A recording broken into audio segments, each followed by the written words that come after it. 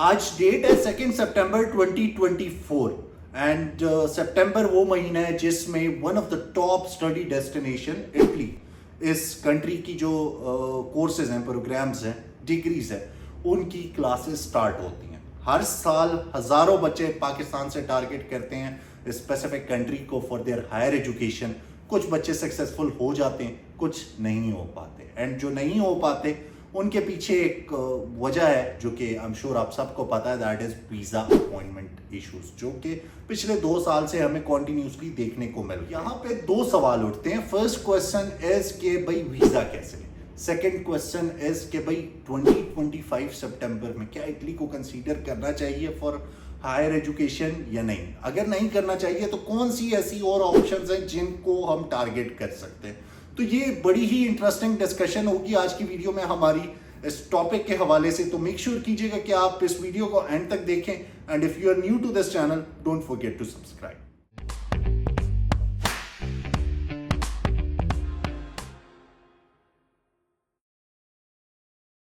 अस्सलामुअलैकुम दोस्तों, I hope you all are doing well. I am Khalid Munawwar and मैं अक्सर आप दोस्तों के लिए फॉरेन एजुकेशन पे वीडियोस बनाता रहता हूं। आज की वीडियो में हमारा बड़ा ही इंटरेस्टिंग टॉपिक है, एंड इस टॉपिक पे अमूमन मुझे अपने वीडियोस के कमेंट सेक्शन में क्वेश्चंस नजर आते हैं डिफरेंट स्टूडेंट्स की तरफ से। उनके कंसर्न्स होते हैं, उनके क्वेश्चंस होते हैं, वो परेशान होते हैं, एंड आई थॉट कि इस टॉपिक पे बात करना बहुत ज़रूरी है। एंड जो फर्स्ट चीज़ है, जो अगर आप न्यू हैं, आपको इटली के हवाले से नहीं पता, तो लेट मी टेल यू कि इटली एक बहुत फेमस डेस्टिनेशन है स्पेशली फॉर पाकिस्तानी स्टूडेंट्स। उसकी वजह यह है कि इटली में जो एजुकेशन है वो टोटली फ्री है। पब्लिक यूनिवर्सिटीज़ में अगर आप एडमिशन हासिल करते हैं तो आपकी एजुकेशन टोटली फ्री होगी। यहाँ पे लो मार्क्स के साथ आपको एडमिशन मिल जाता है, स्टडी गैप के साथ आपको एडमिशन मिल जाता है। बिसाइड दिस यहाँ पे नीड बेसिस स्कॉलरशिप एग्जिस्ट करती हैं, दैट टू फुली फंडेड, मतलब technically fully funded in the sense कि आपकी एजुकेशन फ़ी तो वैसे ही नहीं होती। उसके अलावा आपको स्कॉलरशिप में मंथली स्टाइपेंड दी जाती है। स्टाइपेंड 5 से लेकर 7,000 यूरोस के बीच में होती है for bachelors and master students, and 8 से लेकर 10,000 के बीच में होती है फॉर पीएचडी स्टूडेंट्स। इस अमाउंट की आपको स्कॉलरशिप मिलती है। ये स्टाइपेंड बेसिकली आपके जो डे टू डे लाइफ के एक्सपेंसेस होते हैं उनको मीट करने के लिए होती है। ये इन पर्क्स की वजह से इटली पाकिस्तानी स्टूडेंट्स के लिए टॉप डेस्टिनेशन है। हर साल हजारों बच्चे इस कंट्री को टारगेट करते हैं, बट पिछले 2 सालों से एक ही इशू सब बच्चों को देखने को मिल रहा है, एंड दैट इज कि भाई अपॉइंटमेंट नहीं मिल रही। मुझे दिन में हंड्रेड्स ऑफ ऐसे कमेंट्स, डीएम्स मुझे आते हैं जिसमें ये उन्होंने लिखा होता है कि भाई इटली की अपॉइंटमेंट नहीं मिल रही, कोई तरीका बताएं कैसे अपॉइंटमेंट लें। मैंने एडमिशन स्कोर कर लिया है, मैंने स्कॉलरशिप स्कोर कर ली है, बट मेरा केस आगे प्रोसेस नहीं हो रहा, मैं अपॉइंटमेंट ही नहीं ले पा रहा या ले पा रहे।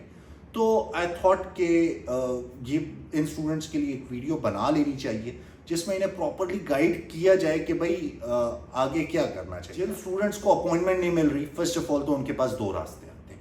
एक रास्ता है कि भाई आप पैसे देकर अपॉइंटमेंट ले लें, दूसरा रास्ता है कि भाई आप किसी और कंट्री को कंसीडर। ये जो पहला रास्ता है कि भाई पैसे देकर अपॉइंटमेंट ले लें, ये मैंने आपको इस वजह से यहाँ पे मेंशन किया है बिकॉज आपको अमूमन ऐसे कंसल्टेंट्स नजर आएंगे जो कि आपको कहेंगे कि भाई आप हमारे पास आए, हमें ये XYZ अमाउंट दें एंड हम आपको वीज़ा अपॉइंटमेंट लेकर देंगे। तो उन दोस्तों को मेरा क्लियरली ये मैसेज है कि भाई आप हरगिज़ इस तरह के कंसल्टेंट्स पे ट्रस्ट ना करें, बिकॉज अगर आप उन्हें पैसे देंगे आप अपने पैसे लूज कर बैठेंगे। उसकी वजह यह है कि एम्बेसी पे किसी का राइट नहीं है, किसी को ये इख्तियार नहीं है कि भाई वो किसी को अपॉइंटमेंट लेकर दे सके। उनकी अपनी मर्जी होगी, उनके पास स्लॉट अवेलेबल होगी तो वो कैटर करेंगे, नहीं होगी तो वो नहीं कर पाएंगे कैटर आपको। एंड कोई ऐसा इंडिविजुअल नहीं एग्जिस्ट करता जो एम्बेसी को फोर्स कर सके कि भाई आप इस XYZ स्टूडेंट को अपॉइंटमेंट दें। तो ऐसे कंसल्टेंट्स की तरफ आपने हरगिज नहीं जाना, आप अपने पैसे लूज कर बैठेंगे।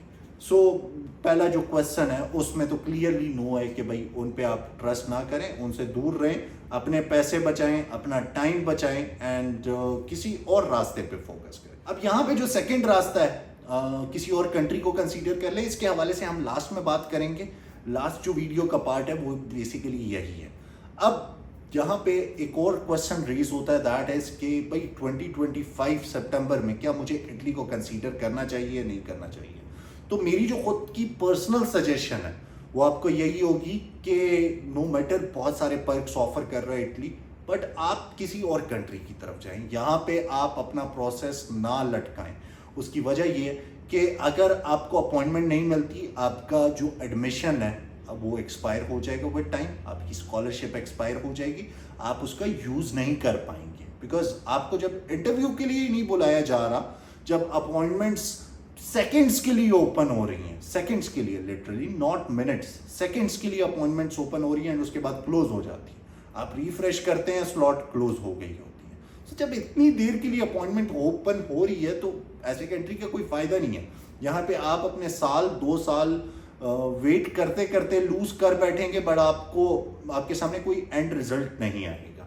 सो 2025 सितंबर के लिए इस सिर्फ अपॉइंटमेंट के इशू की वजह से मैं आपको नहीं रिकमेंड करूंगा कि आप इटली को कंसीडर करें फॉर योर हायर एजुकेशन। इसी वजह से पिछले कुछ अरसे से मैं इटली पे वीडियोस ही नहीं बना रहा, ताकि मेरी वीडियो से किसी को मोटिवेशन ना आए, कोई गलत स्टेप ना उठा ले एंड ऐसे कंट्री में अपना केस ना डाल बैठे जहां पे उसका केस फंस जाए। इसके बाद आते हैं हमारे थर्ड पार्ट की तरफ एंड लास्ट पार्ट, जो कि है कि लेट सपोज अपॉइंटमेंट नहीं मिल रही, इटली को आपने क्रॉस कर दिया, उसको आपने साइड पे कर दिया, अब कौन से कंट्रीज हैं जिनको हम कंसीडर करें। इस लिस्ट में जो फर्स्ट कंट्री आता है दैट इज फ्रांस। फ्रांस एक बहुत अच्छी ऑप्शन है, एक अच्छी ऑप्शन जा रही है 2024 में एंड 2025 में भी मुझे ये एक अच्छी ऑप्शन ही नज़र आ रही है।